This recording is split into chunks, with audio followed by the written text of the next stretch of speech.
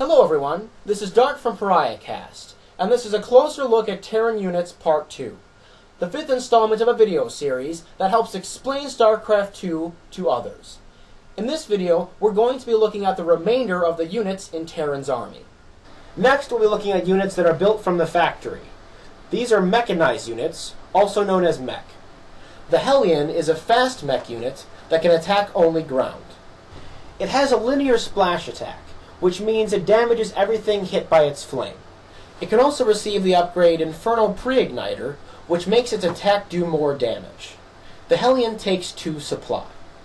The Siege Tank is an armored mech unit that requires a tech lab attached to the factory to build.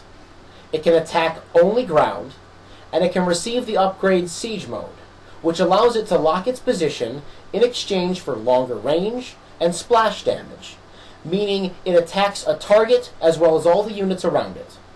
The Siege Tank takes 3 supply.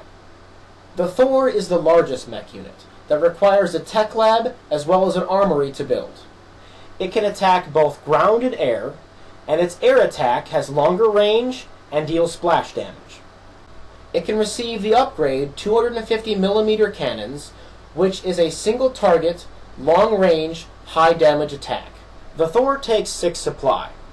Next, we'll be looking at the units that come out of the starport, or your flying units.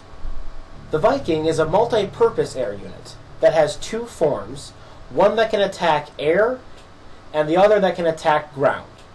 The Viking takes 2 supply. A medevac is a flying transport unit that uses its energy to heal biological units, such as infantry. It has no attack, and it can pick up and drop off all ground units, allowing you to move your army over any terrain. The medevac takes 2 supply. The Raven is a specialized air unit that requires a tech lab to build. It has no attack, and it uses its energy to perform several abilities, one of which is deploying an auto turret, which is a temporary structure that attacks both air and ground. Another is the Point Defense Drone, which is a temporary structure that protects your units against incoming projectile attacks. Lastly, you can use a Hunter-Seeker missile, which targets a unit and deals splash damage once it reaches its target. It can receive the upgrade Corvid Reactor, which allows it to start with more energy, as well as the upgrade Durable Materials, which allows its temporary structures to last longer.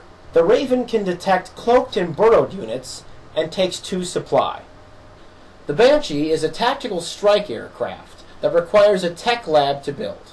It can attack only ground units, and it can receive an upgrade that allows it to cloak. The Banshee takes 3 supply. The Battlecruiser is the capital ship of the Terran army. It requires a tech lab and a fusion core to build. It can attack both air and ground, and it uses its energy to perform Yamato Cannon, which is a high damage, long range single attack. It can also receive the upgrade Behemoth Reactor, which allows it to start with more energy. The Battlecruiser takes 6 supply. The StarCraft 2 term for this video is cheese or cheesy. It is generally defined as a tactic or strategy that relies more on luck than skill. The definition of cheese is widely contested in StarCraft 2, but everyone agrees it's a negative term. Well, I'm Dart from PariahCast, and if you've enjoyed these videos so far, feel free to follow us on Facebook or Twitch TV. Thanks for watching. In our next video, we're going to take a closer look at Zerg. We'll start by looking at the Zerg structures.